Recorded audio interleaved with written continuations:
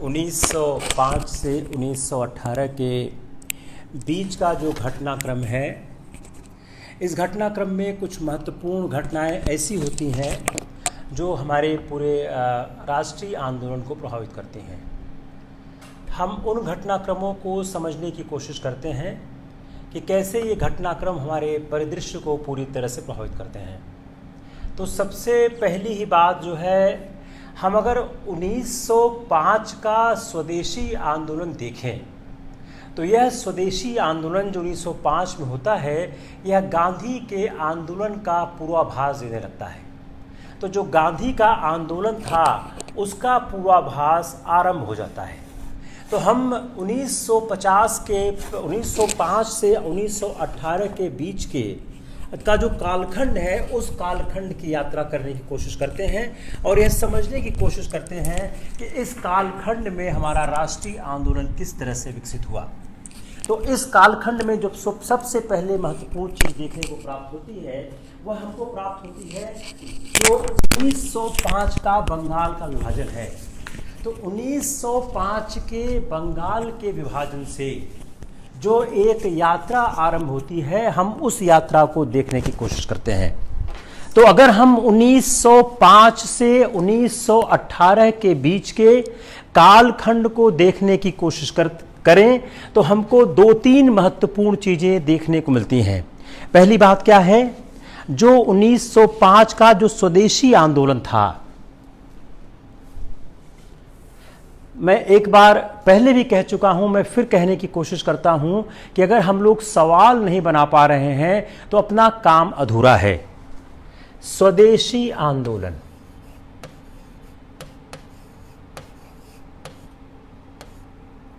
जो हमारा 1905 का स्वदेशी आंदोलन था, किसके दिमाग की उपज था?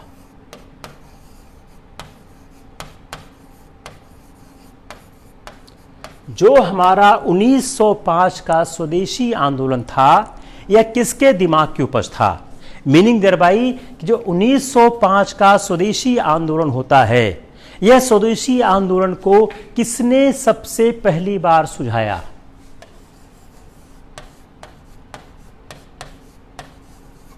Who has recommended कि आप स्वदेशी आंदोलन करो?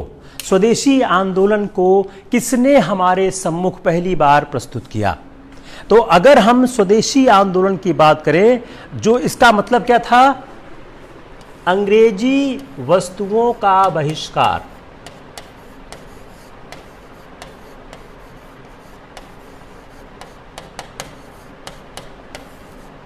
(1905) में जो स्वदेशी आंदोलन आया, उस स्वदेशी आंदोलन का मतलब क्या था? अंग्रेजी वस्तुओं का बहिष्कार। जो अंग्रेजी वस्तुओं के बहिष्कार का आंदोलन 1905 में आया, इसको सबसे पहले किसने कहा? कृष्ण कुमार मित्र की साप्ताहिक पत्रिका संजीवनी।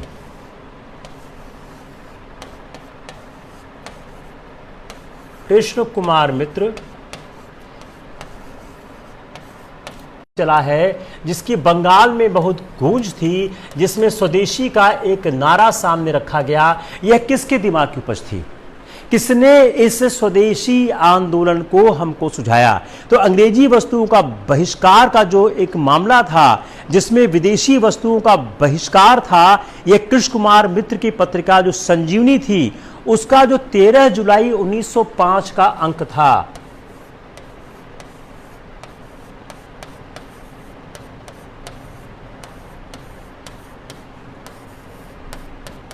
द 13th जुलाई 1905 का जो एडिशन था, इन दैट एडिशन दस बहिष्कार movement came into the existence. और यह 7 अगस्त की जो एक कलकत्ता टाउन हॉल, अगर आप एनसीईआरटी पढ़ें, आपको 7 अगस्त की कलकत्ता टाउन हॉल की बैठक का जिक्र मिलेगा। हर जगह इसका जिक्र है। यह बहुत महत्वपूर्ण बैठक है। यह एक ऐसी बैठक है, यह एक ऐसी मीटिंग है जिसमें बहुत भारी संख्या में लोगों ने पार्टिसिपेट किया। तो 7 अगस्त 1905 की जो कलकत्ता टाउन हॉल की बैठक थी, इस कलकत्ता टाउन हॉल की बैठक में इसे स्वीकार किया गया। सवाल नंबर 2, उस बैठक में सुरेंद्र नाथ बनर्जी मौजूद थे। Surendra Nath Banerjee was in that meeting. अब इस पूरे तथ्य को समराइज कर लो, आपको एक पूरी सीरीज मिल गई कि जो अंग्रेजी वस्तुओं का बहिष्कार था, जिसे सबसे पहले कृष्ण कुमार मित्र की साप्ताहिक पत्रिका संजीवनी में इसको कहा गया। 7 अगस्त 1905 की कलकत्ता टाउन हॉल की बैठक थी। उस कलकत्ता टाउन हॉल की बैठक में इसको रखा गया और सुरेंद्र नाथ बनर्जी ने इसको स्वीकार किया कि अध्यक्ष की वहां पर थे, स्वीकार किया गया।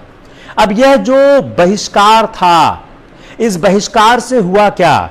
इस बहिष्कार के बाद धमकी थी, यह एक धमकी थी कि राष्ट्रवादी जो शिक्षा संस्थान थे, जो अनुदान स्कॉलरशिप अनुदान थे, छात्रवृत्तियां थी, जो विश्वविद्यालय की संबद्धता से वंचित कर दिया जाएगा। तो धमकी क्या दी गई?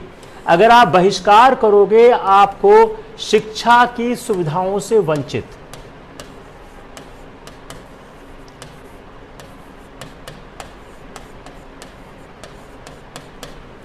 देखिए, यह एक संघर्ष शुरू हो चुका था। तो जब यह लोगों ने बहिष्कार की धमकी दी, लोगों ने धरना देना शुरू किया, तो अंग्रेज सरकार ने एक सर्कुलर दिया और सर्कुलर में एक धमकी दी कि आपको जो शिक्षा की सुविधाएं हैं उनसे आपको वंचित कर दिया जाएगा। इसका परिणाम क्या हुआ? सरकारी शिक्षा संस्थाओं का जो बहिष्कार था और जो राष्ट्रीय विद्यालयों की स्थापना था, उनका आंदोलन उठ खड़ा हुआ। राष्ट्रीय शिक्षा संस्थान और नेशनल स्कूल, राष्ट्रीय विद्यालय, इसका आंदोलन उठ खड़ा हुआ। The movement of establishment of national school and national institution has been started। और इसको सपोर्ट करने के लिए सुबोध मलिक ने 1 लाख रुपए की, सुबोध मलिक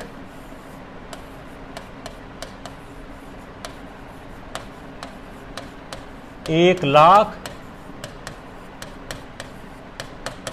सहायता, किसके लिए? इसके लिए। It's clear? एक पूरी आपकी सीरीज बन गई। अब देखिए, इस पूरी सीरीज में कितने तथ्य हैं। Let devote bit time to understand the whole series. Series क्या है? स्वदेशी आंदोलन, Calcutta town hall meeting, Krishna Kumar Mitra की साप्ताहिक पत्रिका संजीवनी, कलकत्ता टाउन हॉल में इसको स्वीकार किया गया। अंग्रेजों ने यह धमकी दिया कि आप अगर ऐसा करेंगे तो हम आपको सारी सुविधाओं से वंचित कर देंगे। इस चुनौती को स्वीकार किया गया। राष्ट्रीय शिक्षा संस्थान और नेशनल स्कूल का आंदोलन उठ खड़ा हुआ और सुबोध मलिक ने 1 लाख रुपए की सहायता दी। अब आप इन सारे तथ्यों को ऐड करके सवाल बनाइए।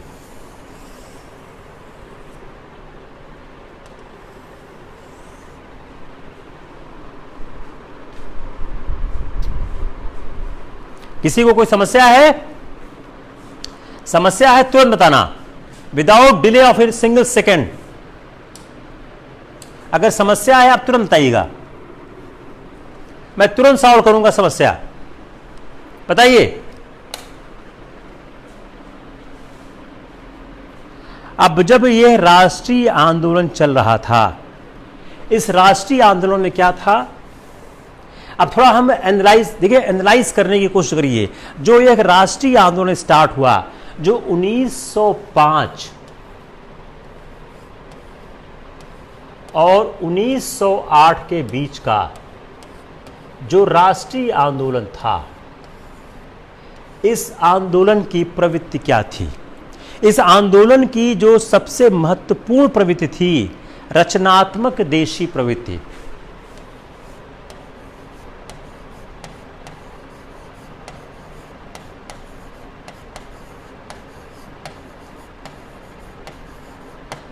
कॉन्स्ट्रक्टिव, जो इस आंदोलन की सबसे महत्वपूर्ण प्रवृत्ति क्या थी? रचनात्मक देशी प्रवृत्ति।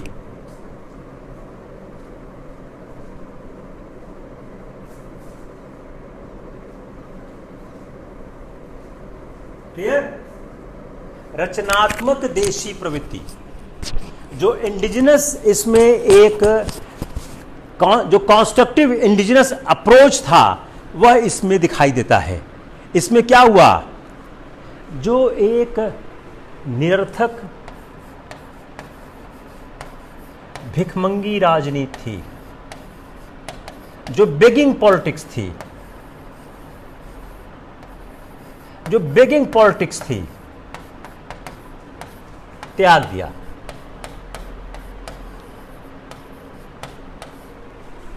1905 से 1908 के बीच का जो आंदोलन था उसमें जो पहली प्रवृत्ति थी एक रचनात्मक देशी प्रवृत्ति थी कि जो इंडिजिनस कॉन्स्ट्रक्टिव जो हमको अप्रोच दिखती है, उस अप्रोच में जो एक निरर्थक भिखमंगी जो राजनीति, जो बेगिंग पॉलिटिक्स थी, भीख मांगती थी, उसको त्याग दिया गया और सेल्फ रिलायंस,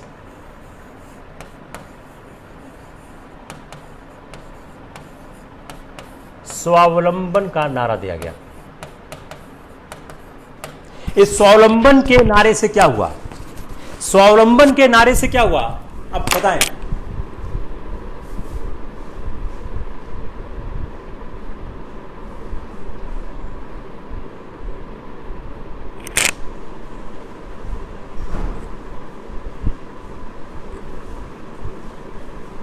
तो जो उनकी एक प्रवृत्ति थी, जो निरर्थक भिखमंगी प्रवृत्ति थी, उसको त्याग दिया और स्वावलंबन का नारा दिया। अब इस स्वावलंबन के नारे से क्या फर्क आया? जब उन्होंने स्वावलंबन का नारा दिया उससे क्या फर्क आया? राष्ट्रीय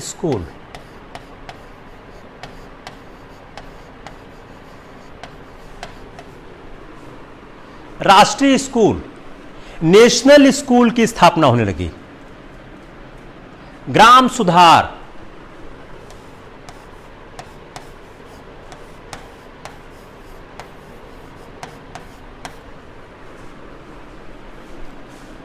पहला क्या हुआ? राष्ट्रीय स्कूल स्थापित होने लग गए। स्वदेशी उद्योग,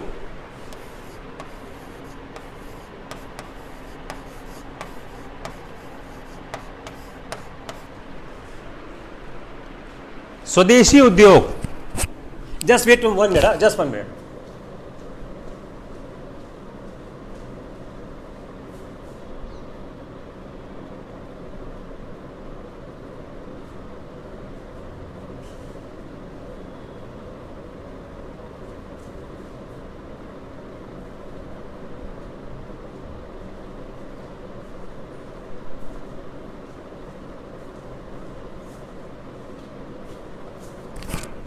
स्वदेशी उद्योग हो गए।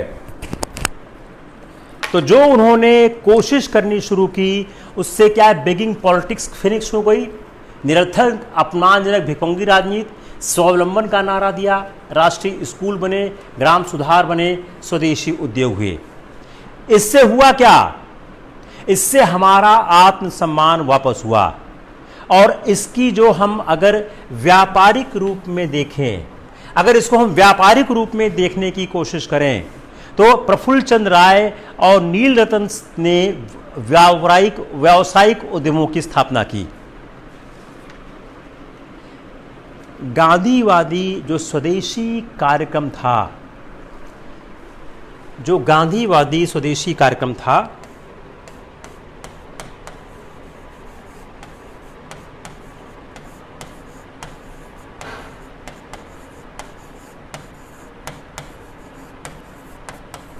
जो गांधीवादी स्वदेशी कार्यक्रम था वह गांधीवादी स्वदेशी कार्यक्रम राष्ट्रीय विद्यालय एवं रचनात्मक कार्य,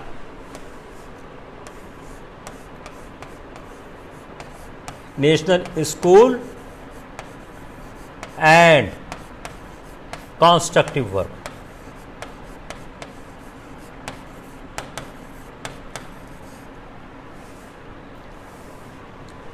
सवाल, क्वेश्चन,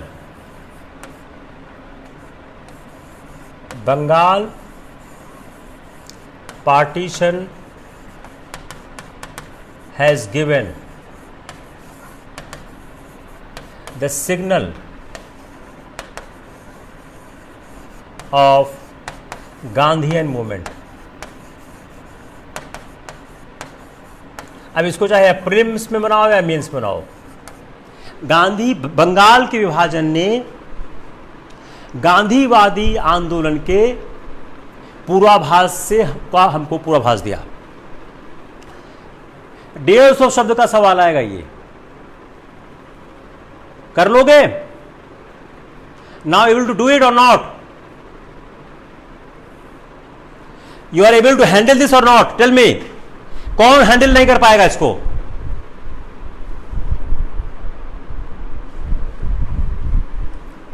बताइए, जल्दी लिखो, फास्ट फास्ट। किसको हैंडल करने में समस्या होगी?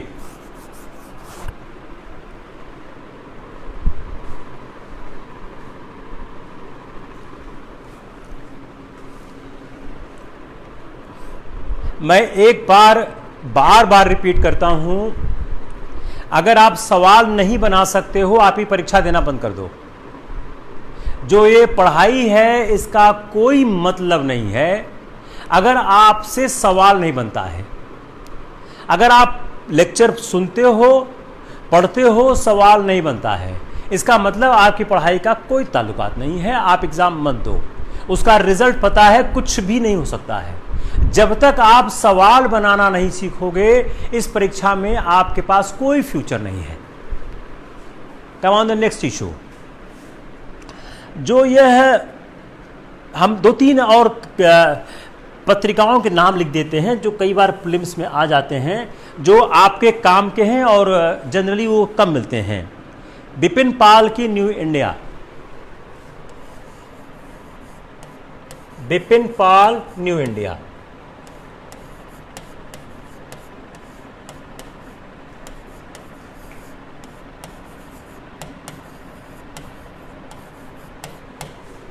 बिपिन पाल न्यू इंडिया। अरविंद घोष वंदे मातरम।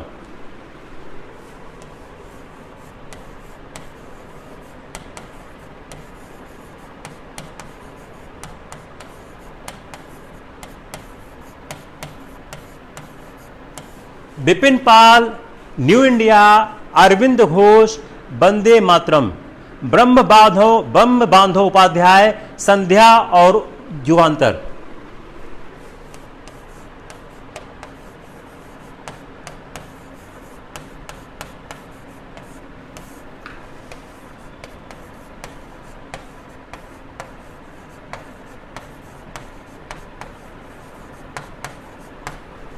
बिपिन पाल की न्यू इंडिया, अरविंद घोष का वंदे मातरम, ब्रह्म बांधव उपाध्याय की संध्या और युगांतरम।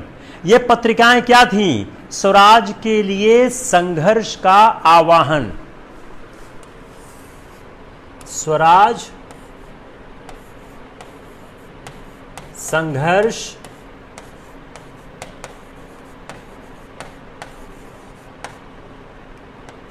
आह्वान।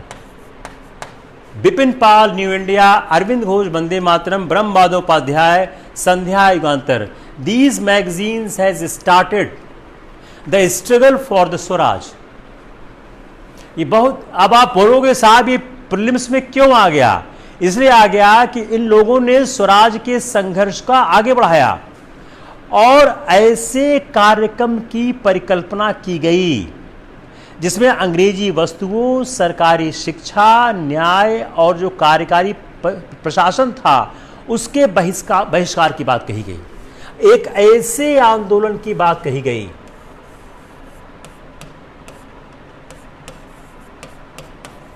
जो गांधी का आंदोलन है वही आ रहा है, ऐसे आंदोलन की बात कही गई।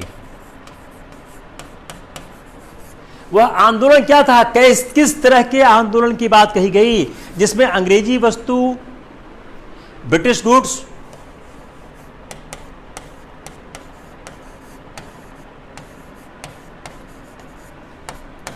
शिक्षा, प्रशासन, न्याय,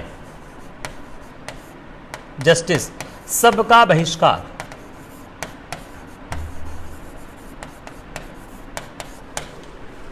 ऐसे आंदोलन की बात कही गई जिसमें अंग्रेजी वस्तु का, शिक्षा का, न्याय का, प्रशासन का, सबके बहिष्कार की बात कही गई। और इसके साथ क्या कहा गया? जो स्वदेशी उद्योग है, राष्ट्रीय विद्यालय, इसके साथ साथ क्या कहा गया?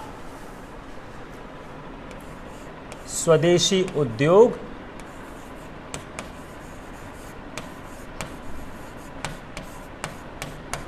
राष्ट्रीय विद्यालय,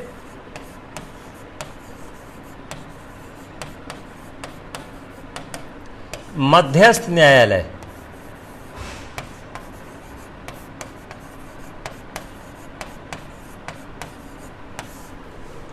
They have one side advocated to boycott the English goods, education, administration and judiciary. On the same time, they have advocated the indigenous industries, national schools and arbitration judicial system. अगर इसको हम समझने की कोशिश करें तो कहना क्या चाह रहे थे? अगर सब लोग अपनी नौकरियों से इस्तीफा दे देंगे, अगर सब लोग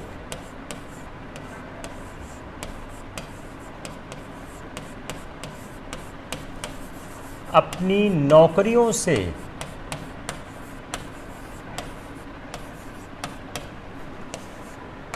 इस्तीफा दे देंगे,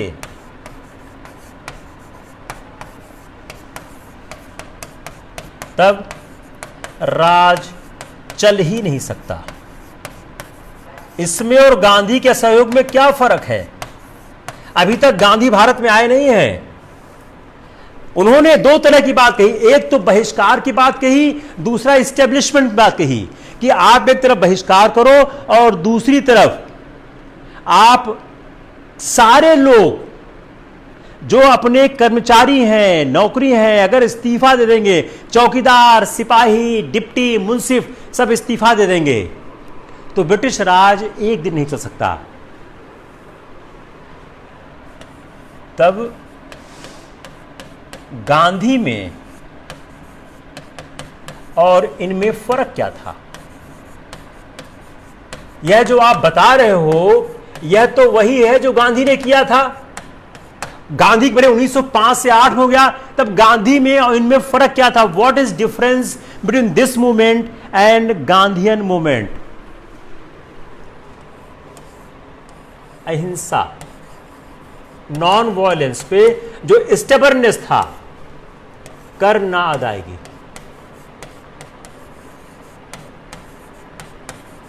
non payment of taxes, non-payment of taxes and stubbornness for non-violence.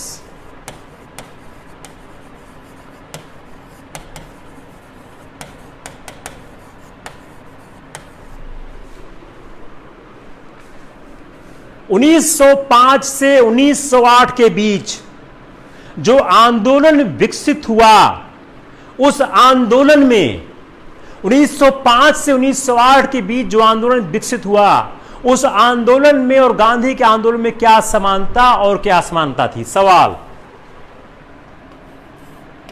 प्रश्न। अब इसको सीधा पूछना हो या घुमा के पूछना हो? क्वेश्चन, बंगाल विभाजन आंदोलन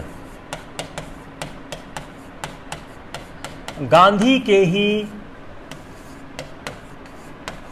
कदमों पर चला हुआ आंदोलन था,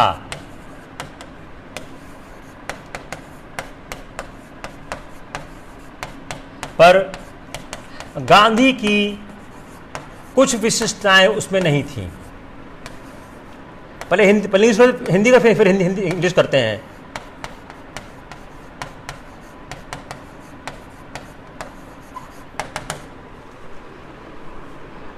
The movement of the partition of Bengal was almost on the line of the movement started initiated by Gandhi, but there are certain specific feature, there are certain silent feature which the Gandhi was having was lacking in the partition of Bengal.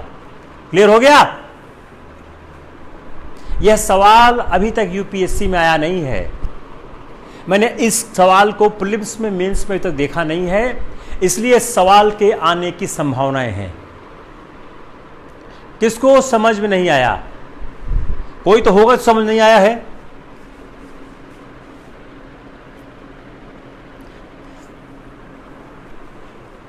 दूसरी महत्वपूर्ण बात स्वदेशी की, धार्मिक पुनरुत्थान का इस्तेमाल, use of the religious sentiment. Next important part with the 1905 to 1908 the movement, इसका जो रुझान था राजनीति को धर्म से जोड़ने का था।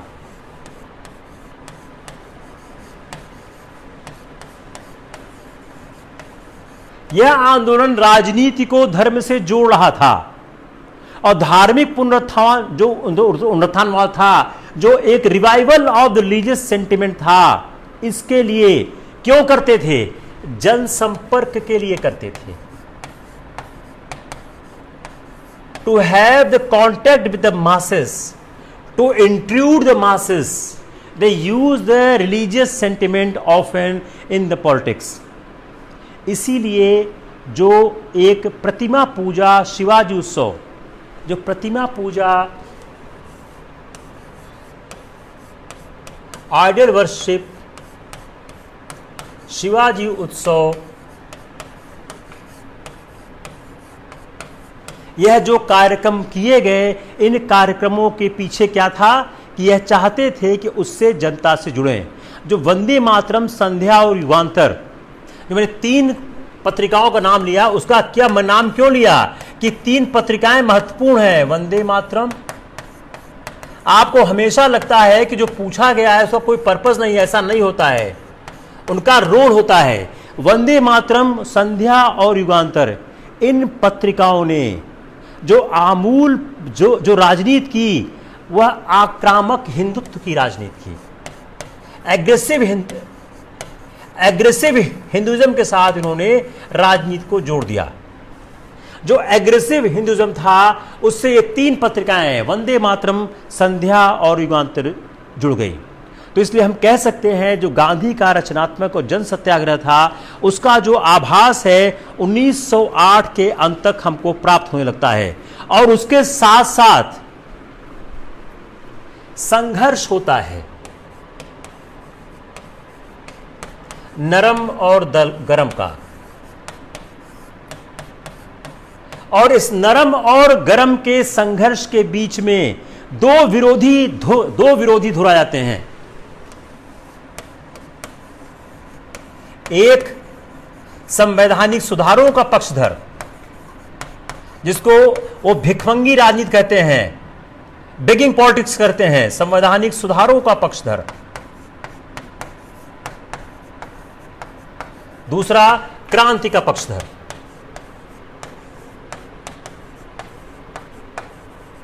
नरम और गरम दल के रूप में 2 तत्व सामने आने लगते हैं। अब हम बहिष्कार और हम गरम और नरम दल, मतलब कांग्रेस के विभाजन की तरफ बढ़ने से पहले हम जरा स्वदेशी और बहिष्कार की उपलब्धि पर बात करते हैं कि what was the achievement of the स्वदेशी एंड बहिष्कार। इनको अचीवमेंट क्या हुआ, इनको प्राप्त क्या हुआ। अगर प्राप्त करने को देखें तो सबसे बड़ा क्या है, आयात में गिरावट। फिगर से अगर नहीं भी याद आता है, क्योंकि कितने फिगर आप याद करेंगे, तो एक कॉन्सेप्ट याद करें, डाउनफॉल इन द इंपोर्ट्स। आयात में गिरावट आ गई, और आयात में गिरावट आने से क्या हुआ कि जो उनका सूती थान था और लक्ष्य थे, उसमें कमाया सूती थान, नमक, सिगरेट। आयात में गिरावट आ गई और आयात में गिरावट से जो सूती धान का आयात था उसमें 22% की कमी आएगी, 22% की कमी आ गई। इसमें 22% की कमी आ गई और उसके अलावा सिगरेट, जूते, बूट, फिगर छोड़ दीजिए, में कमी आ गई। तो ये जो महत्वपूर्ण जो चीजें थी जिसका ये आयात हुआ करता था, उन आयात में कमी आ गई। और मैनचेस्टर के जो कपड़े की बिक्री में जो गिरावट आने का एक कारण क्या था? जो मैनचेस्टर के कपड़े की बिक्री में गिरावट आने का कुछ खास संबंध था। जो कलकत्ता के मारवाड़ी व्यापारी थे और अंग्रेज उत्पादकों के बीच व्यापार के मुद्दों पर लेकर विवाद शुरू हो गया। तो आप इतना याद रखें, काम हो जाएगा कि आयात में गिरावट, आप इतना ही लिख दीजिएगा, इससे ज्यादा का आपके पास स्कोप होगा नहीं, मैं ज्यादा विश्लेषण नहीं करता हूं। आयात में गिरावट आ गई। स्वदेशी के इस रुझान के कारण हथकरघा, और यह हुआ 1 पॉइंट। सेकेंड, हैंडीक्राफ्ट, हथकरघा, देशी हथकरघा, रेशम उद्योग को प्रोत्साहन मिला। इनकरेजमेंट टू द रेशम एंड हैंडीक्राफ्ट। दूसरा क्या हुआ? हथकरघा और रेशम को प्रोत्साहन मिला। लेकिन दिक्कत क्या थी? पूंजी की कमी की समस्या थी। यह पूंजी की कमी की समस्या थी, जो कि उसमें कैपिटल की प्रॉब्लम थी, जो कि एक समस्या पूरे हमारे राष्ट्रीय आंदोलन में हमेशा से रही है। अब आप इन्हें ये दोनों बातें कहीं, तो क्या यह आंदोलन अंग्रेजों के लिए चुनौती बन सका? आर्थिक दृष्टि से बात कर रहा हूं मैं, अंग्रेजों के लिए आर्थिक दृष्टि से चुनौती दे सका? Does this was able to give challenge to the Britishers on the economic front? Answer no. क्यों नहीं दे सका? उसका कारण क्या है कि यह जो हमारा जो राष्ट्रीय आंदोलन है, इसमें पुरानी व्यापारिक वर्ग में देश की भावना नहीं थी। जो पुराना व्यापारिक वर्ग था,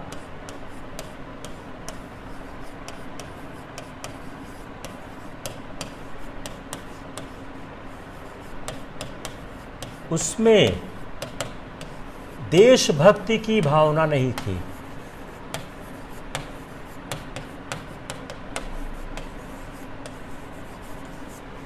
जो पुराना व्यापारिक वर्ग था उसमें देशभक्ति की भावना थी। इसलिए जो स्वदेशी आंदोलन था, बंगाल की अर्थव्यवस्था का जो महत्वपूर्ण क्षेत्र था, अंग्रेजों के लिए गंभीर चुनौती कभी नहीं बन सका। क्लियर? किसको क्लियर नहीं हुआ?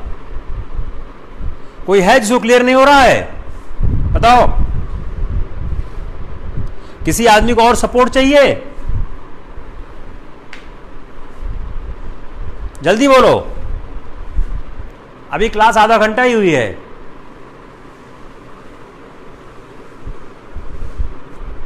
बोलिए क्या क्या नाम आ रहा है? मीनाक्षी मिश्रा, प्रशांत दुबे, तनु यादव। कोई प्रॉब्लम? क्लियर हो गया? चलो बहुत अच्छा है, बहुत अच्छा, वेरी नाइस, वेरी नाइस, बहुत अच्छा। अब हम लोग आगे चलने की कोशिश करते हैं। एक हिंदू मुसलमान संबंध हम समझते हैं, इस दौर का हिंदू मुसलमान संबंध। देखिए, जो जो आपका राष्ट्रीय आंदोलन को प्रभावित कर रहा है उसको हम समझने की कोशिश करते हैं। इस दौर में हिंदू मुसलमान संबंध कैसा था? What was relationship between the Hindu और मुसलमान between this period of time? जो अंग्रेजों का यह प्रचार था, 1905 का जो विभाजन था, उस विभाजन में इस विभाजन में अंग्रेजों का एक प्रचार था। उनका प्रचार क्या था कि नया प्रांत बन जाने से मुसलमानों को अधिक अवसर मिलेगा। नया प्रांत, मुसलमान अधिक अवसर,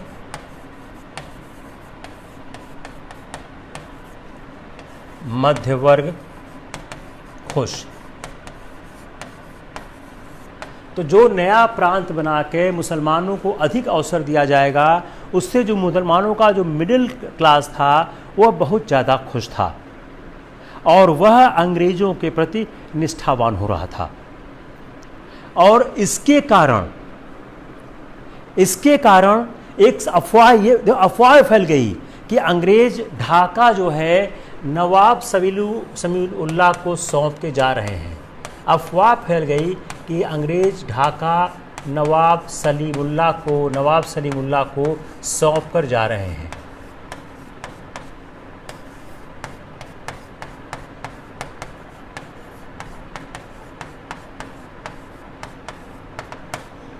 अंग्रेज ढाका नवाब सलीमुल्लाह को सौंप कर जा रहे हैं। दूसरी बात क्या थी कि जो इनके विरोधी थे बंगाल में, जो टैगोर थे, टैगोर के पास कोई कार्यक्रम नहीं था।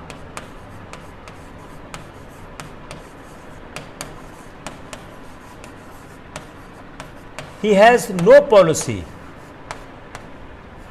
to convince masses। एक तरफ तो अंग्रेजों ने यह चाल चली, उस चाल का परिणाम आ रहा था। दूसरी तरफ टैगोर के पास ऐसा कोई कार्यक्रम नहीं था, कोई ऐसा सामाजिक आर्थिक कार्यक्रम नहीं था जो जनता को किसी तरह से कन्विंस कर सके, प्रेरित कर सके। और जब जन सामान्य उदास होता है तो कभी भी कोई कार्यक्रम नहीं हो सकता है। उसी समय आतंकवाद की तरफ लोग मुड़ने लग गए। तो स्वदेशी आंदोलन को अगर स्वदेशी आंदोलन की एक स्वदेशी आंदोलन की सांस्कृतिक उपलब्धि भी है। स्वदेशी आंदोलन सांस्कृतिक उपलब्धि।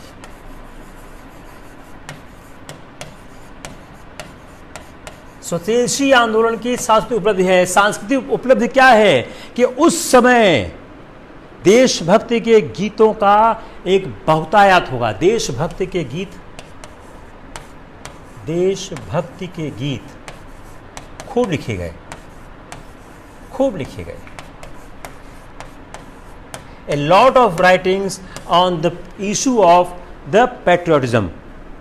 और जेसी बोस और पीसी राय ने वैज्ञानिक खोजें की। ये सब आ सकता है प्रीलिम्स में। देशभक्ति के गीत लिखे गए और जेसी बोस और पीसी राय की वैज्ञानिक खोजें।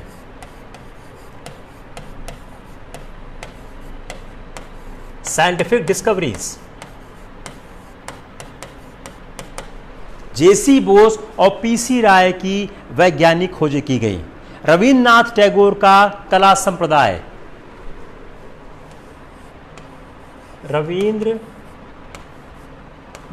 टैगोर का कला संप्रदाय।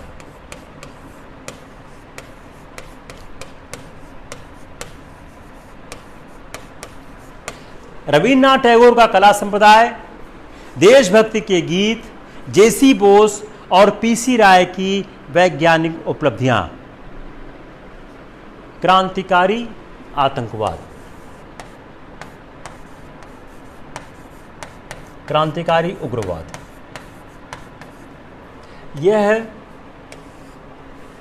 यह क्या है? यह सारी की सारी उपलब्धियां हैं। अब सवाल क्या हो गया? सवाल क्या बना आपका? स्वदेशी आंदोलन की उपलब्धियां क्या क्या थी? यही लिख के आप इसको सर्कल मारो, ऐसे लिखो। स्वदेशी आंदोलन की उपलब्धियां क्या थी? उपलब्धि 1, उपलब्धि 2, उपलब्धि 3, उपलब्धि 4। आर्ट में, ये हो गया आर्ट में, कला में, ठीक है। यह हो गया कल्चर में, यह हो गया साइंस में, यह हो गया पॉलिटिक्स में, पॉलिटिक्स में या फ्रीडम स्ट्रगल में। ऐसे ही लिखो आप, ऐसे ही नोट्स बनेगा तभी मजा आएगा। लिख लिया? फिर से रिपीट करें? You want me to repeat again?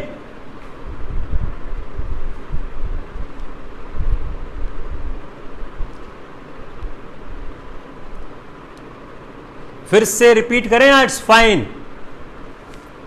चलिए आगे बढ़ते हैं। अब जो यह आंदोलन था, यह आंदोलन ये जो आंदोलन था, कभी जो शहरी जन आंदोलन या ग्रामीण क्षेत्रों में छापामार आधारों के स्थापना के स्तर तक नहीं पहुंच चुका। तो यह बहुत ज़्यादा आंदोलन ग्रामीण क्षेत्रों में प्रवेश नहीं कर सका। जो इनका, हम इस बात करते हैं क्रांतिकारी उग्रवाद बात करते हैं, जो इनका क्रांतिकारी उग्रवाद था, ये पढ़े लिखे भारतीयों का जो एक बड़ा वर्ग था और अन्य लोगों के बीच एक लोकप्रियता प्राप्त कर गया। और खुदीराम बोस की फांसी के बहुत दिनों के बाद भी इस पर गीत गाए गए। जातिगत सीमाएं इस आंदोलन की थीं। यह आंदोलन निचले तबके तक नहीं पहुंच पाया। जितने लोगों को दंड दिया गया, 186 लोगों को दंड दिया गया, उसमें से 165 लोग ऊपर की 3 जातियों के थे, ब्राह्मण, क्षत्रिय, वैश्य। तो अब इसकी कमी क्या हो गई? यह आंदोलन ग्रामीण क्षेत्रों तक नहीं घुस पाया, शहरी लोगों को प्रभावित जरूर किया। इस आंदोलन की जातिगत सीमाएं थीं। और जो 1918 में एक सूची प्राप्त होती है, उस सूची के अनुसार जो 186 लोगों को दंड दिया गया, उसमें 165 लोग ऊपर की 3 जातियों के थे, ब्राह्मण, कायस्थ और वैश्य से संबंधित थे। ठीक हुआ? अब let's come on the partition of the Congress, division of the Congress.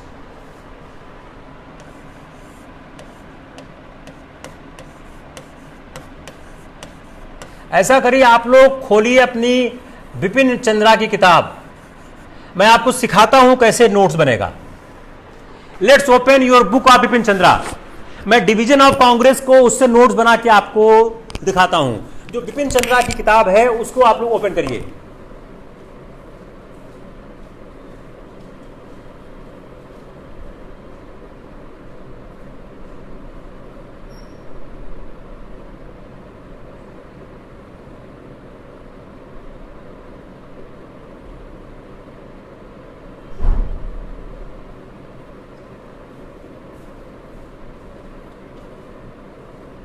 Bipin Chandra की आप किताब खोलिए। Let's I will tell you the how to make notes, this book of Bipin Chandra.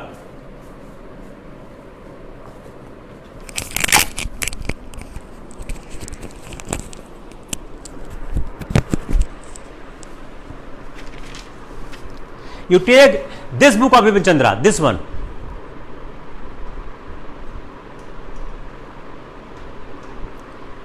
हम लोग इस किताब से आपको समझाने की कोशिश करते हैं कैसे नोट्स बनेगा। दिस बुक, ये हिंदी में भी है, इंग्लिश में भी है। अभी आपको हमने पिछली बार दिखाया था कि कैसे नोट्स बनते हैं एनसीईआरटी से। चलिए हम इससे आपको नोट्स बनाना बताते हैं, कैसे नोट्स आप इस किताब से बना सकते हैं। कांग्रेस का विभाजन, आप पहला ही पैराग्राफ देखिए, 1907। पहला है पैराग्राफ देखिए, 1907 विभाजन।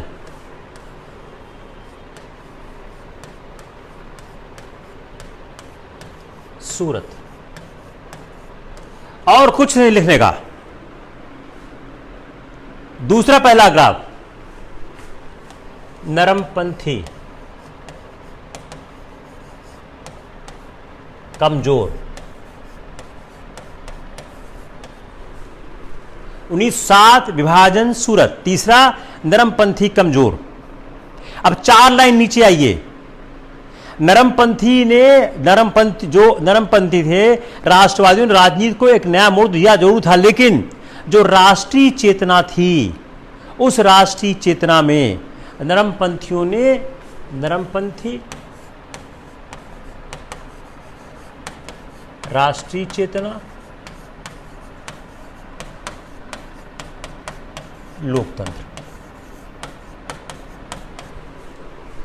नरमपंथी राष्ट्रीय चेतना, लोकतंत्र, उपनिवेशवाद अवधारणा।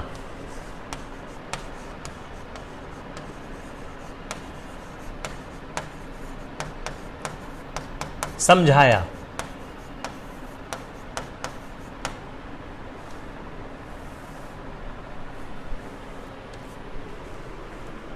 हो गया। नरमपंथ असफलता।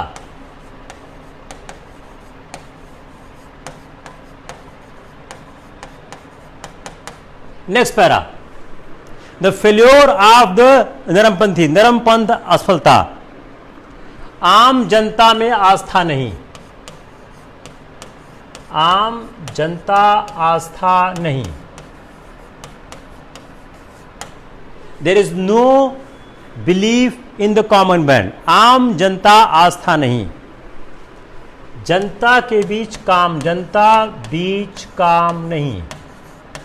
शॉर्ट फॉर्म में लिखिए, जनता बीच काम नहीं, एकदम शॉर्ट फॉर्म में लिखिए। ज्यादा लिख देंगे आपका एकदम बेकार हो जाएगा। जनता जड़ नहीं, जनता में जड़ नहीं, जनता में जड़ नहीं।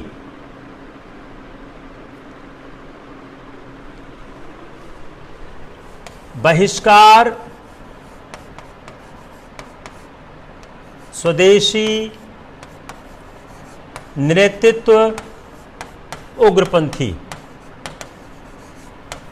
इसका मतलब क्या हुआ कि जो बहिष्कार है और स्वदेशी है उसमें इनका कोई काम नहीं था, उग्रपंथियों ने इनका नेतृत्व किया, नरमपंथियों ने इनका नेतृत्व नहीं किया। नरमपंथी असफल, नरमपंथी असफल क्यों?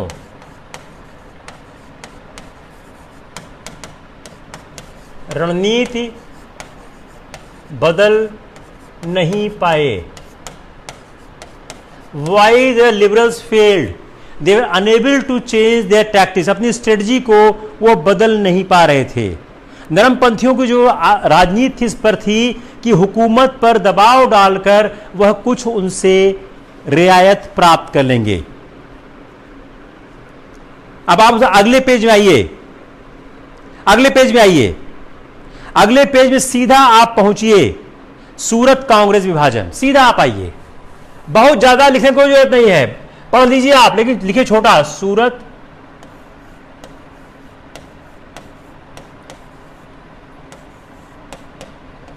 कांग्रेस विभाजन।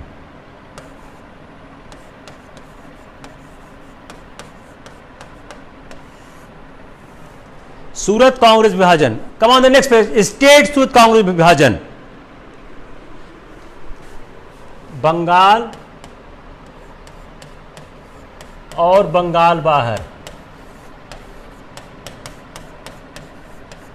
नरमपंथी चाहते थे यह बंगाल तक सीमित रहे और गर्मपंथी चाहते थे बंगाल से बाहर ले जाना। इतना ही लिखिएगा कि वह चाहते थे कि बंगाल, दूसरा बहिष्कार, दूसरा क्या था? बहिष्कार। नरमपंथी क्या चाहते थे? नरमपंथी विदेशी, जो गर्मपंथी थे वो विदेशी माल के बहिष्कार से संतुष्ट नहीं थे। वो क्या चाहते थे? बहिष्कार और असहयोग और ब्रिटिश असहयोग। गरमपंथी चाहते थे कि वह बहिष्कार के साथ साथ ब्रिटिश के लोगों से असहयोग करें। कलकत्ता कांग्रेस अधिवेशन प्रस्ताव, कलकत्ता कांग्रेस अधिवेशन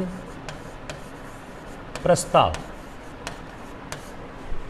कलकत्ता का जो कांग्रेस में अधिवेशन था उसमें प्रस्ताव था, उसमें चार मुद्दे थे। स्वदेशी आंदोलन, ये आपको याद करना पड़ेगा ये वाला, तो स्वदेशी आंदोलन,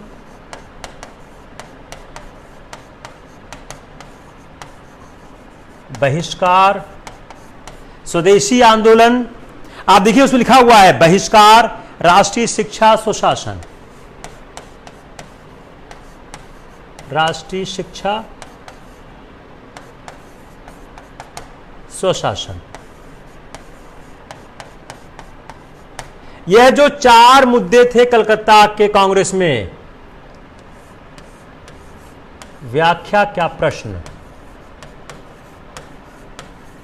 प्रश्न।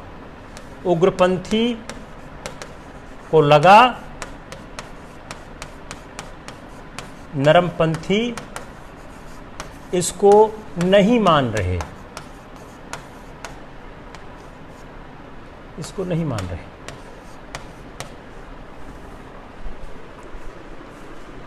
ठीक है, आ गया। और सूरत में विभाजन, विभाजन, रास बिहारी नेता, रास बिहारी अध्यक्ष, गरमपंथी हटाए गए,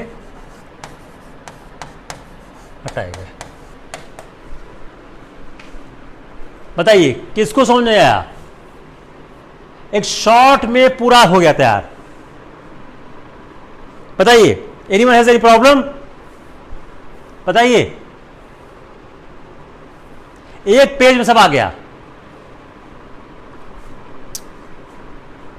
जल्दी बोलिए।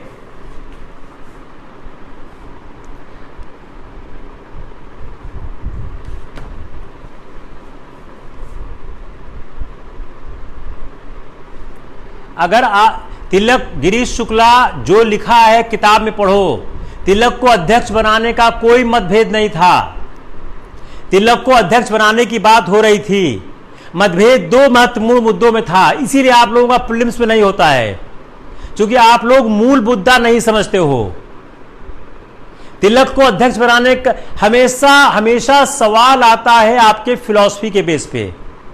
कहां आपने पढ़ा कि तिलक को अध्यक्ष बनाने में मतभेद था? तिलक को अध्यक्ष बनाए जाने की बात थी, उस पर कोई झगड़ा नहीं हुआ था। जहां लिख देंगे तिलक को अध्यक्ष बनाने पर झगड़ा, आप उसी में टिक मार के सवाल गलत कर दोगे। दो महत्वपूर्ण कारण थे। सबसे महत्वपूर्ण क्या था? जो एनसीईआरटी भी लिखती है। क्या लिखती है? उग्रपंथी और नरमपंथियों के बीच विभाजन का कारण यह था कि उग्रपंथी उसको बंगाल से बाहर ले जाना चाहते थे और नरमपंथी उसको बंगाल तक सीमित रखना चाहते थे।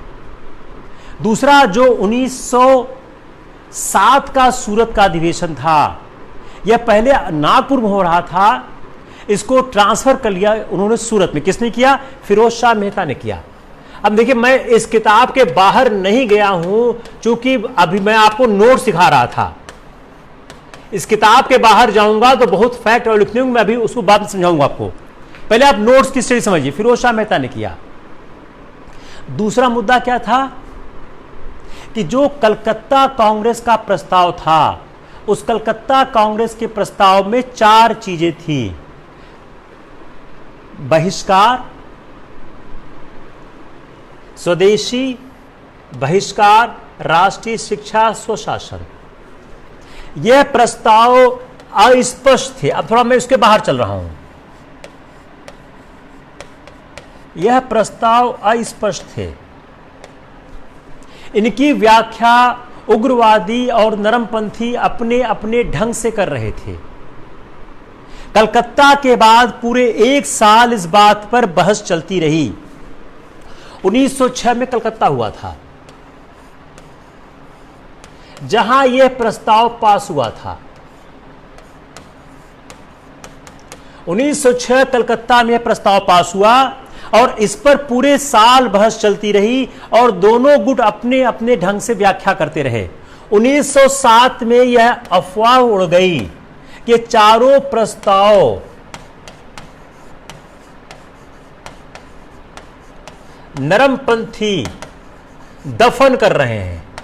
दे आर फिनिशिंग ऑल 4 रेजोल्यूशन। उग्रपंथियों ने हंगामा कर दिया।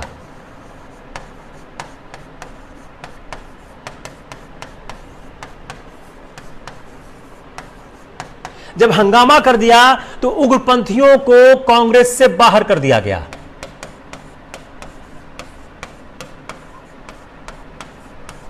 और सूरत में अधिवेशन हो नहीं पाया।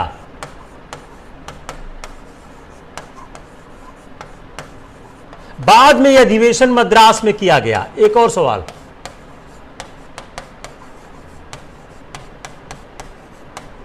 बाद में यह अधिवेशन मद्रास में किया गया। जब 1906 में कलकत्ता कांग्रेस अधिवेशन में अध्यक्ष का सवाल आया तो दादा भाई नौरोजी के कलकत्ता में 1906 के कलकत्ता में तिलक का भी नाम था, लेकिन दादा भाई नौरोजी का नाम आने से मामला टल गया। अगर कांग्रेस के अध्यक्ष दादा भाई नौरोजी के आने से मामला टल गया, वो बहुत सीनियर थे। अगर सवाल आता है कि 1907 के सूरत कांग्रेस के विभाजन में तिलक के अध्यक्ष बनने का मुद्दा है, उत्तर हुआ नहीं, वो मुद्दा बिल्कुल नहीं था। कुछ किताबें लिख देती हैं, पता नहीं कैसे लिखती हैं, अध्यक्ष के मुद्दे पर कोई झगड़ा नहीं हुआ था। तो 1906 का जो कलकत्ता अधिवेशन था, उसमें अध्यक्ष को सवाल को लेकर पार्टी में विभाजन की नौबत आई थी। विभाजन की नौबत आई। आप लोग ध्यान से पढ़िए, यही शब्द लिखा हुआ है इसमें। पर दादा भाई के बनने से मामला सुलझ गया। अब बताइए, इस लाइन से आप कैसे कह सकते हो, how you can tell from this line कि तिलक के कारण पार्टी बट गई? Just interpret this line.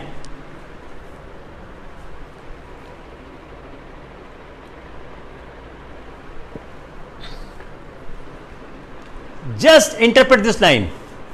यही लाइन लिखी है, फिर पढ़िए लाइन। ये पेज नंबर है 116 116। 1906 में कलकत्ता कांग्रेस अधिवेशन में ही अध्यक्ष को सवाल को लेकर पार्टी में विभाजन की नौबत आ गई थी, लेकिन दादा भाई नौरोजी के अध्यक्ष बनने से संभावित विभाजन टल गया। अगर यह लिखा जा रहा है तो तिलक के अध्यक्ष बनने के सवाल पर पार्टी कैसे टूट रही है? It's clear?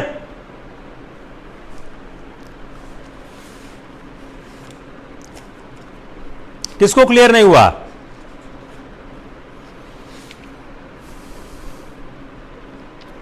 किसको क्लियर नहीं हुआ?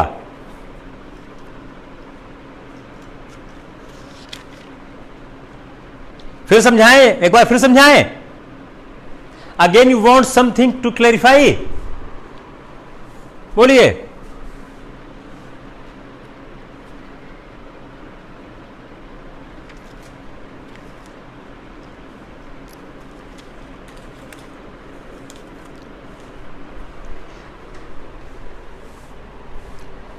आपका 1905 से 1908 हो गया, 1909, 1914।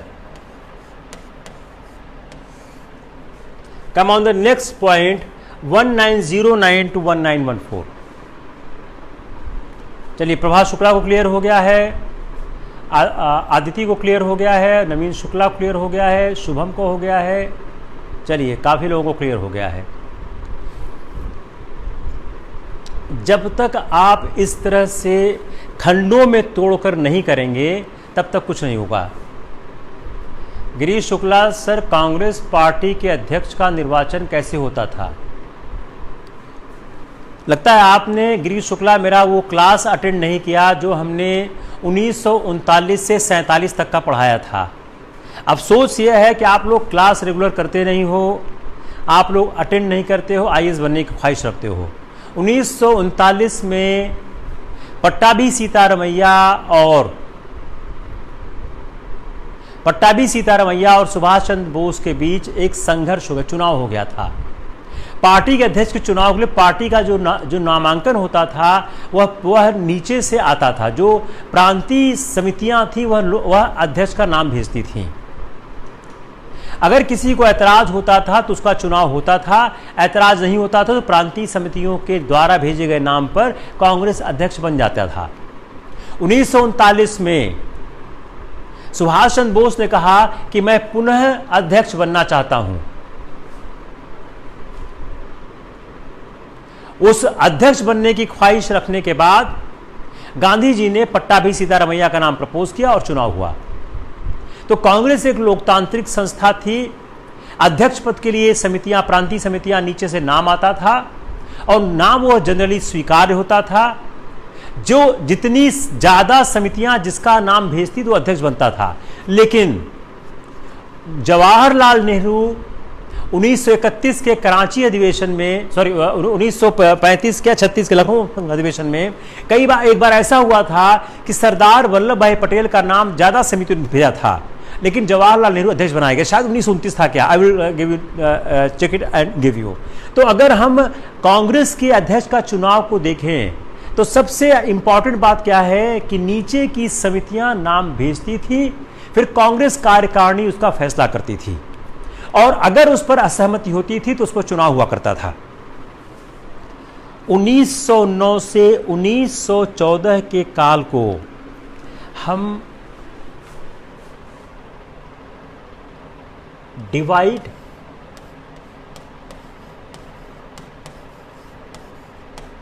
रूल, टायरेनी, बांटो, राज्य करो, दमन का काल कह सकते हैं। 1909 से 14 के काल को हम बांटो और राज्य करो काम कर सकते हैं।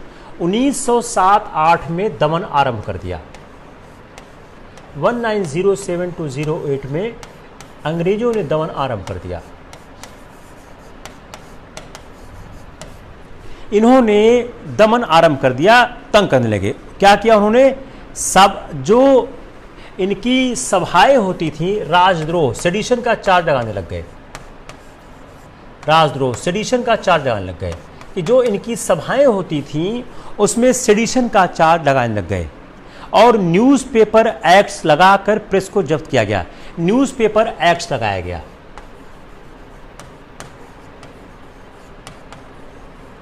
न्यूज़पेपर्स एक्ट लगाया गया। न्यूज़पेपर एक्ट को लगाकर प्रेस को जब्त किया गया और 1908 के दिसंबर में criminal law amendment act pass हुआ।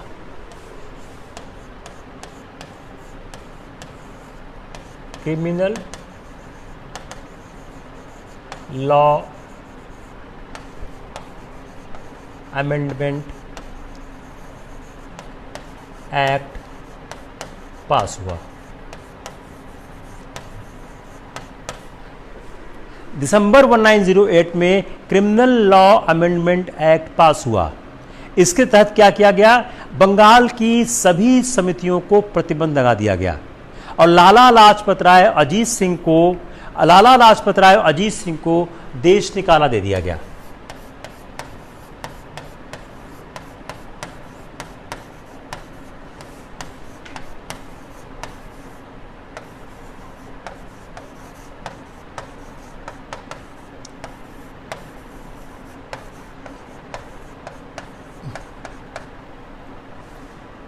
लाला लाजपत राय और अजीत सिंह को देश निकाला दे दिया गया। तो सरकार ने एक ऐसा कार्य आरंभ कर दिया कि जिस कार्य के कारण लोगों का दमन शुरू हो गया। 1909 में एक्ट पास किया गया।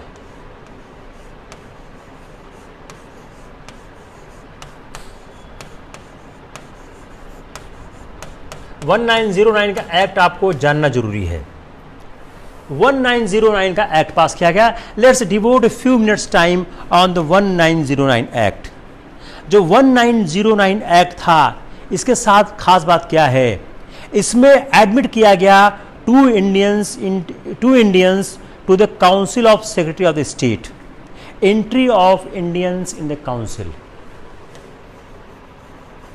Entry of Indians into council.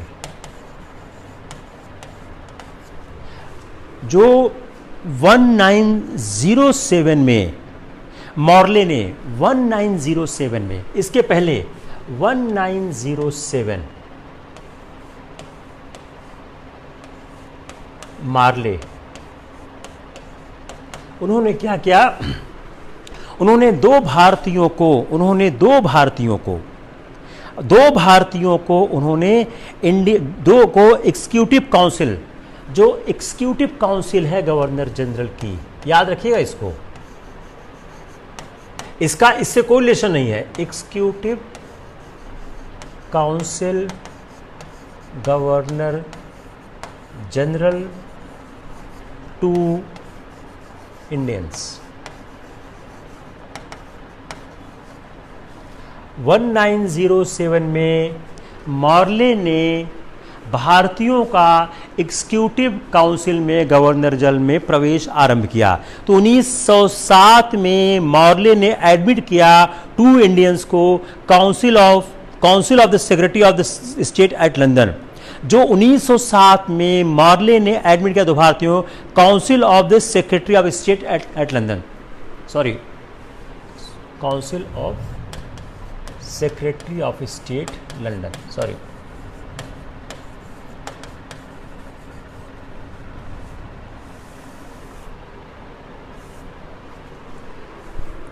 (1907) में मार्ले ने एंट्री दे दी। किसकी दे दी? जो सेक्रेटरी ऑफ स्टेट, जो टू इंडियंस का टू द काउंसिल, जो सेक्रेटरी ऑफ स्टेट काउंसिल था लंदन में, बाद में है डिसाइड किया गया कि एक इंडियन को एग्जीक्यूटिव काउंसिल गवर्नर जनरल में आए। उसके बाद 1 Indian in the executive council of governor general. Sorry, clear हो गया? यह सवाल बहुत अच्छा सवाल है प्रीलिम्स का कि 1909 के पहले दो महत्वपूर्ण परिवर्तन होते हैं। 1907 में दो इंडियंस की एंट्री होती है council of secretary of state London में, और एक भारतीय को executive council of governor general में प्रवेश मिलता है। मतलब क्या हो गया? 1907 के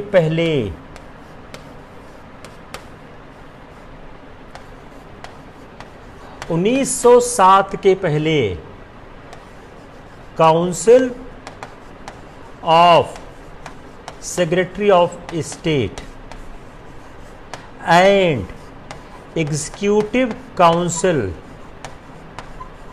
ऑफ गवर्नर जनरल में भारतीयों की एंट्री नहीं होती थी। याद हो जाएगा? याद हो जाएगा कि नहीं होगा? याद हो जाएगा नहीं होगा? बताओ।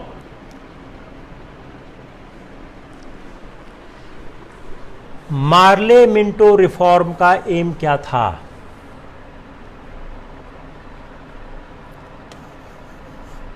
मार्ले मिंटो रिफॉर्म, ये पहले पढ़ाया हुआ है, मैं रिवाइज करा रहा हूं। मार्ले मिंटो रिफॉर्म का एम क्या था? मार्ले मिंटो रिफॉर्म का लक्ष्य क्या था? यह क्या करना चाहते थे? यह किस लिए लाया गया? तो जो मॉर्ले मिंटो रिफॉर्म था, इसका लक्ष्य क्या था, यह चाहता क्या था? Increase the representative elements in the Indian legislature.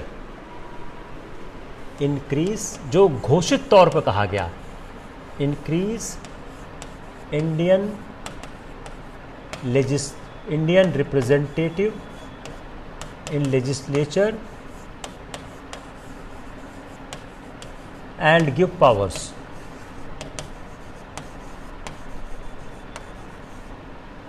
Morley Minto reform के एम के बारे में कहा गया कि यह एम किया गया था कि इंक्रीज किया जाए जो भारतीयों का रिप्रेजेंटेशन है इंडियन लेजिस्लेचर में, और उनकी पावर को बढ़ाया जाए। और यह सोचा गया, यह डिजायरेबल है कि जो ऑफिशियल मेजॉरिटी है should be maintained. Point number 1। दूसरा,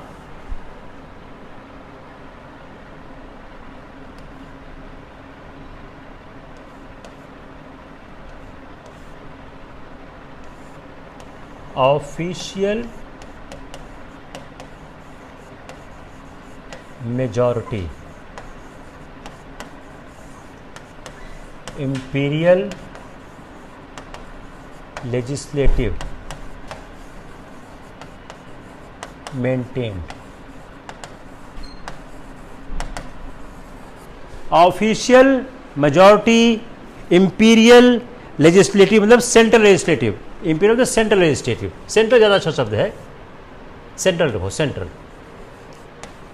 सेंट्रल लेजिस्लेटिव मेंटेन। दूसरी पॉइंट क्या हो गया? जो ऑफिशियल मेजॉरिटी है वह मेंटेन की जाए सेंट्रल लेजिस्लेटिव में। Non official majority could be tried in the provincial, और प्रोविंस में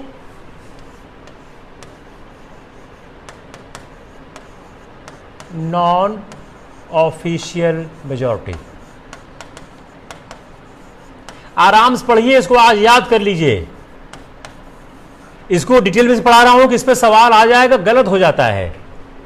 अब official majority, non official majority, official majority central में रखी जाए और नॉन ऑफिशियल मेजॉरिटी प्रोविंस में रखी जाए। ठीक है, ये कोई प्रॉब्लम? जो मैक्सिमम स्ट्रेंथ थी वो फिक्स की गई।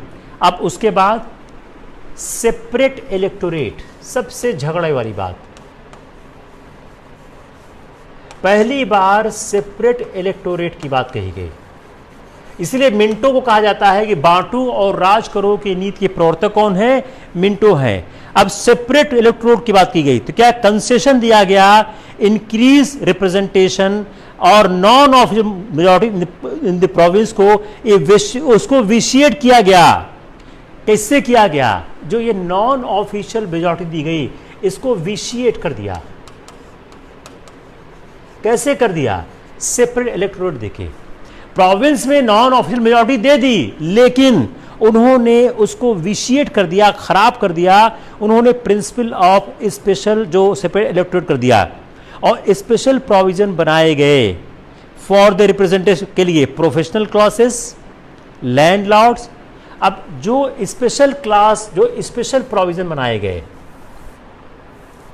नहीं समझ में आएगा, I will repeat it, don't worry, बस आप थोड़ा ध्यान दीजिए। स्पेशल प्रोविजंस,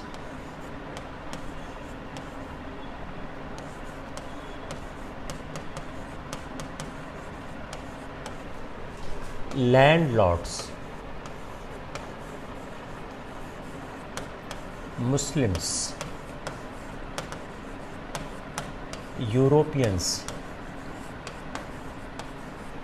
जो स्पेशल प्रोविजंस बनाए गए वो किसके लिए बनाए गए? लैंडलॉर्ड्स के लिए, मुस्लिम्स के लिए, यूरोपियंस के लिए, कॉमर्स और इंडियन एंड कॉमर्स के लिए।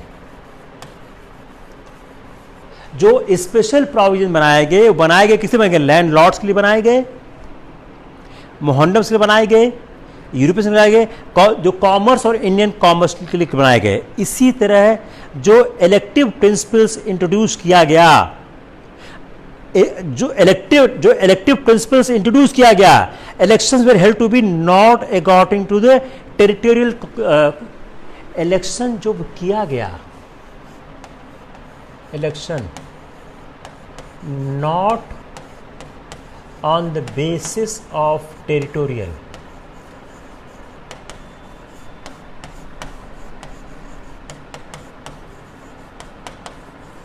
जो इलेक्शन इंट्रोड्यूस किया उन्होंने वह टेरिटरी क्षेत्राधिकार के बेसिस पर नहीं किया। तब किस बेसिस पे किया? Class and interest, classes and interest.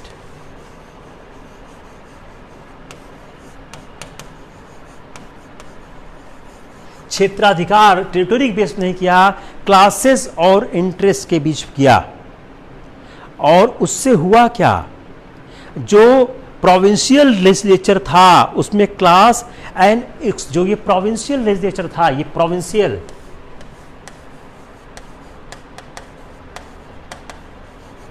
इसमें क्लास एंड सेपरेट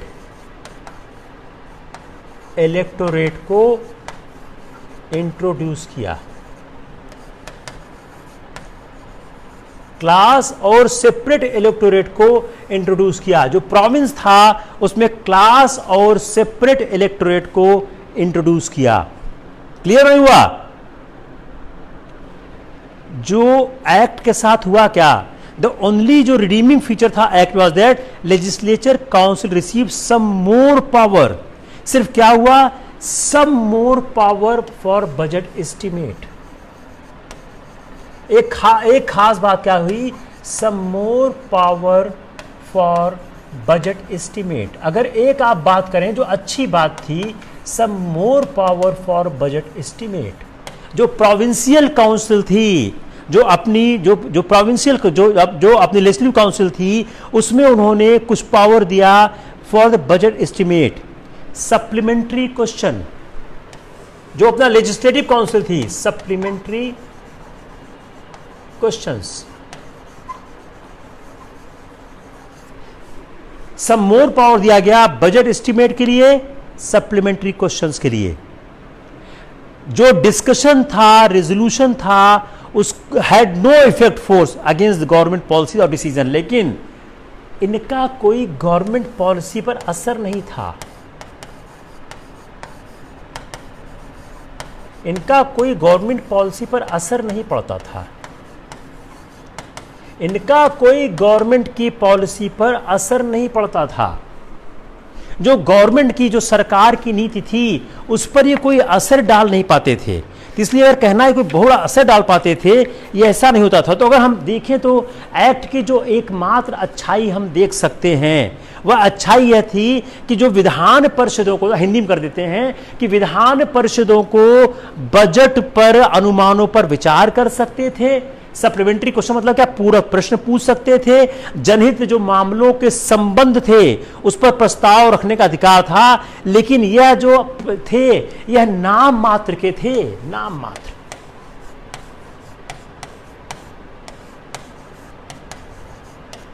कोई वास्तविक असर नहीं था।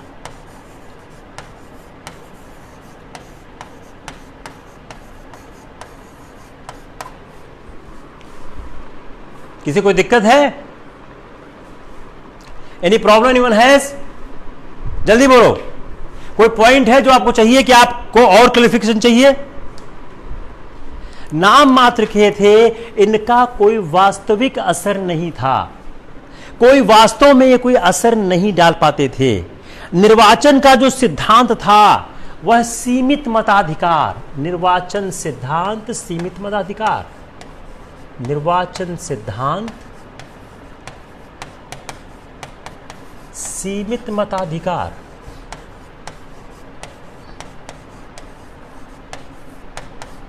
निर्वाचन सिद्धांत सीमित मताधिकार। जो इनका सिस्टम था, जो उन्होंने इलेक्शन का सिस्टम बनाया था, वो फ्रेंचाइज था, वो रिस्ट्रिक्टेड था। इन्होंने डिस्क्रिमिनेशन किया था on the ground of communal consideration. Discrimination on communal consideration. Discrimination on communal consideration, सांप्रदायिक आधारों पर विभेद किया करते थे। डिस्क्रिमिनेशन ऑन कम्युनल कंसिडरेशन, तो जो सांप्रदायिक आधारों पर यह विभेद किया करते थे, उन्होंने विभेद किया था। कोई यूनिफॉर्मिटी थी, जो वोटिंग राइट थे वो वेरी करते थे community to community, class to class. Voting right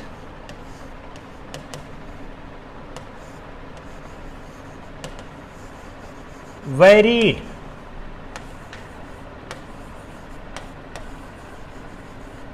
community to community,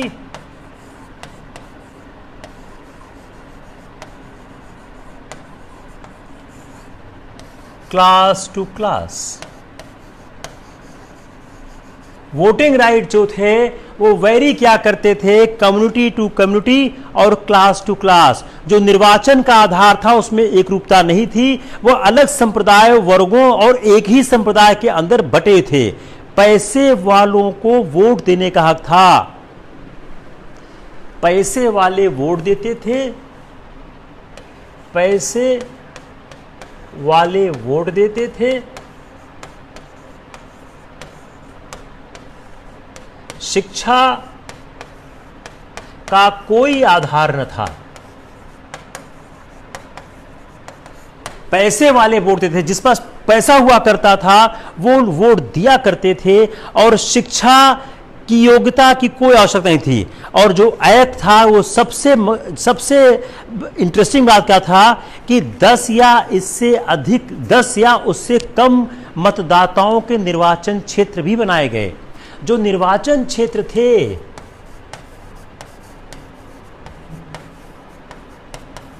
वह 10 से कम मतदाता के भी थे। मतलब कैसी डेमोक्रेसी थी,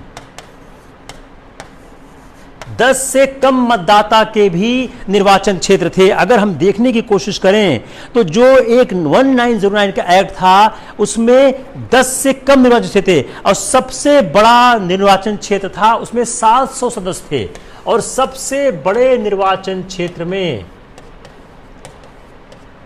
सबसे बड़े निर्वाचन क्षेत्र में 700 सदस्य थे, 700 लोग वोट देते थे। सबसे बड़े निर्वाचन क्षेत्र में 700 लोग सदस्य देते थे। और साधारण निर्वाचन मंडल जो था वह 200 सदस्य का था। जो साधारण निर्वाचन मंडल था, साधारण निर्वाचन मंडल, अभी अंग्रेजी बोल देते हैं, जस्ट एक मिनट वेट करो। निर्वाचन मंडल वह 200 सदस्यों का था। जो साधारण निर्वाचन मंडल था वह 200 सदस्यों का हुआ करता था। इससे क्या था, प्रतिनिधित्व। अब इससे हम सवाल का जवाब क्या बन रहा है कि 1909 के एक्ट में प्रतिनिधित्व जो था अपर्याप्त था। हम इतना मेहनत क्यों कर रहे हैं, प्रतिनिधित्व अपर्याप्त था। जस्ट वेट, अंग्रेजी वालों को कर देता हूं, then I will take you the question part. प्रतिनिधित्व अपर्याप्त था। It's clear? Come on, English medium boys and girls. If we see the 1909 Act, there was no uniformity of any kind. Voting rights varied from community to community, class to class, within the same community, from one person to another person. While the moneyed, कहीं लिखा है पैसे वाला, आया कहीं लिखा है पैसे वालों को मिलता था, ये पैसे वाले। while the moneyed classes got the franchises, education was not a basis at all. Education was not a basis at all. Education was not qualification for it. The act was a complete ridiculous. Why? Because the constituencies were created containing 10 votes or less. 10 से भी कम लोगों का था, yes, 10 से भी कम. It is ridiculous. Why? The constituencies were created for voters less than 10. The constitution was created for voters less than 10. Even the largest constituency has the 700 members. The largest constituency 700 members. The non-official members of the provincial council who form the general electorate members only 200. जो non-officials थे, the non-official members of the provincial legislature, non-official members of the provincial legislature.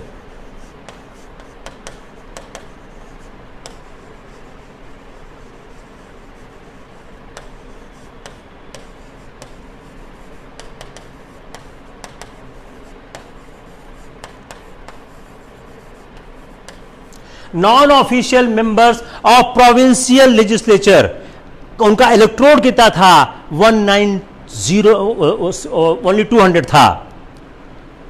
अगर हम इसको एक सवाल में frame करें, the act of 1909 was दस dangerous. The act of 1909 was dangerous with his conception of separate electorate and ridiculous for his extremely limited franchise. सवाल बन गया.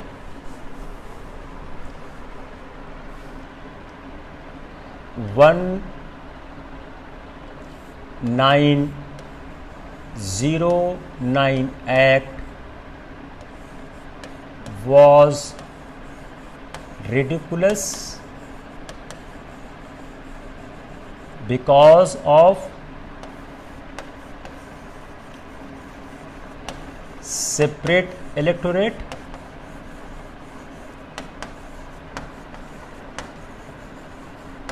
and limited franchisee.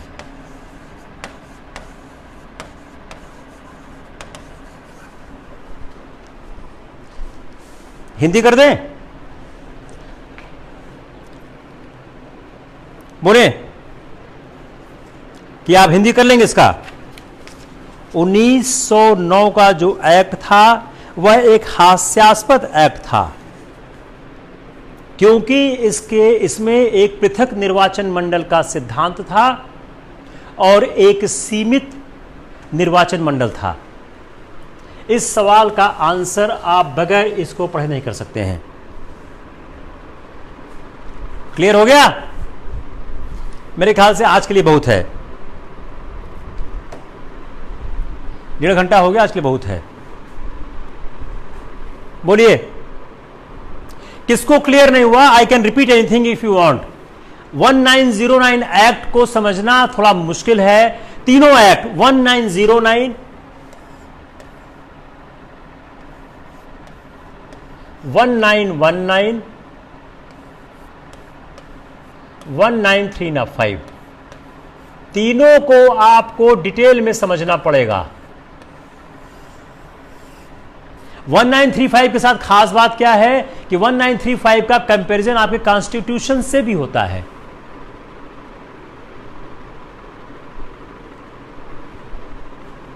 कोई ऐसा बिंदु है जो आपको परेशान कर रहा है, जिसको आप समझना चाहते हैं? बोले कोई ऐसी चीज है जो आपको समझ ना आई हो? जल्दी बोलिए, fast.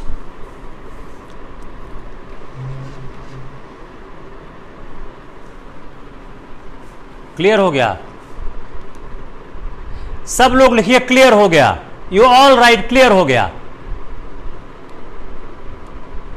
You all right, clear हो गया. क्लियर, क्लियर लिखिए, फास्ट फास्ट. नहीं क्लियर हुआ वो भी लिख सकते हो, अपने कोई इशू नहीं है. I will clear it.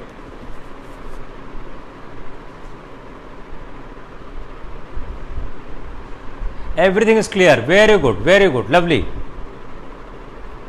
अब थोड़ा हम जनरल टॉक करते हैं. पढ़ाई क्या होता है, पढ़ाई बहुत तंग करती है. जनरल टॉक क्या है कि जब से मैंने आप लोगों को पढ़ाना शुरू किया, मेरा काम हमेशा रहा कि मैं हर टीचर को, हर छात्र को बताने की कोशिश करता हूं कि एग्जाम को कैसे अप्रोच किया जाए.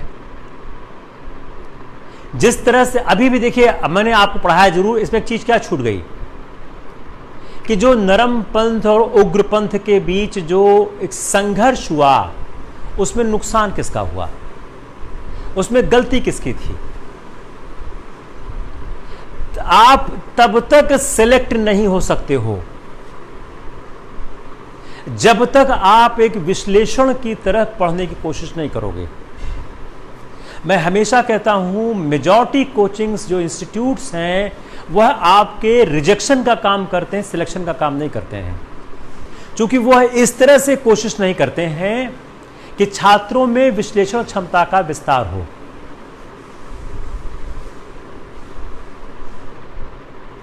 अब आप लोगों ने 1909 का एक्ट हमने अभी तक कहां तक किया है? हम लोगों ने सिर्फ 1905 से 1908 तक किया, और 1908 से शुरू करके हम 1909 पे पहुंचे हैं।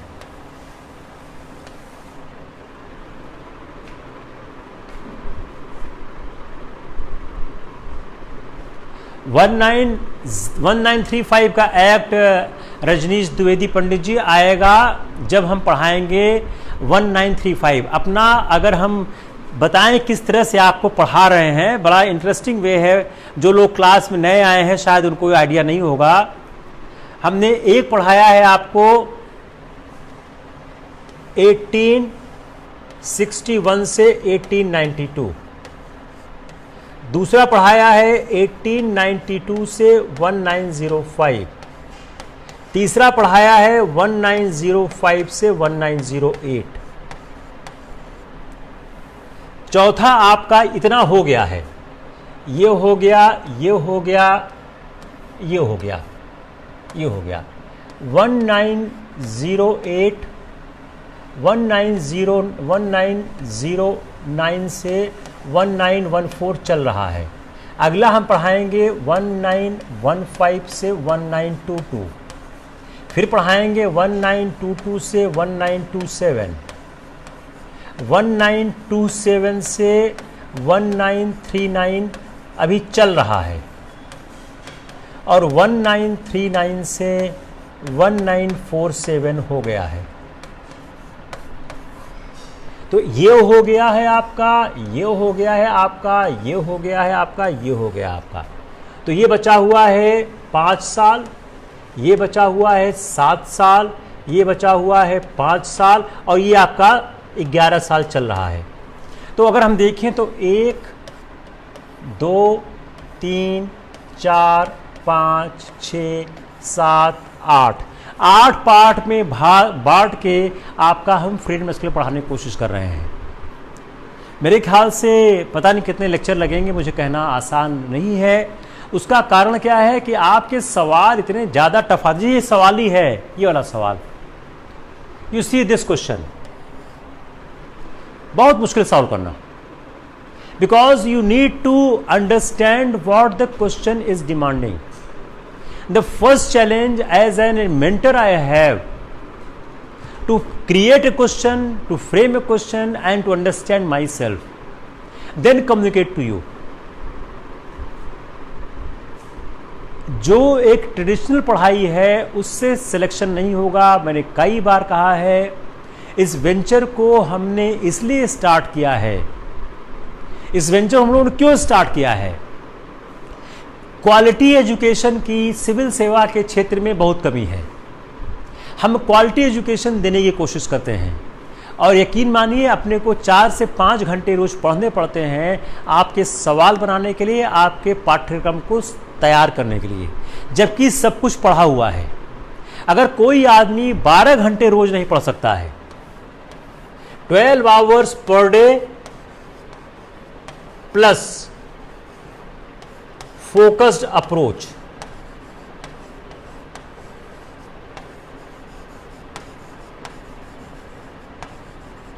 अगर यह है तब आप एग्जाम दीजिए, अगर यह नहीं है आप एग्जाम मत दीजिए। अगर 12 hours per debt plus focused approach नहीं है, आप एग्जाम बिल्कुल मत दीजिए, कुछ नहीं हुआ। मैं रिजल्ट आपका आज बता देता हूं। अगर इन दोनों में से एक भी चीज लैक कर रहे हो आप, अगर ये है और ये नहीं है तो भी नहीं होगा, और ये है ये नहीं है तो भी नहीं होगा, ये दोनों जब होगा तभी आपका हो पाएगा।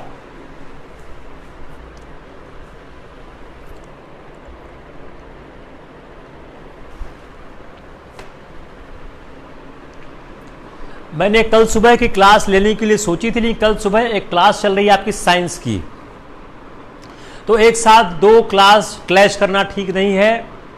मैं 3-4 दिन नहीं रहूँगा। आई will see you on Sunday. तो कल की क्लास नहीं हो पाएगी। थर्सडे फ्राइडे क्लास आपकी ज्योग्राफी होती है, वो नहीं होगी। आप लोग के पास बड़ा मटेरियल, आप रिवाइज भी करिए, नोट्स भी बनाइए। Will see you on Sunday.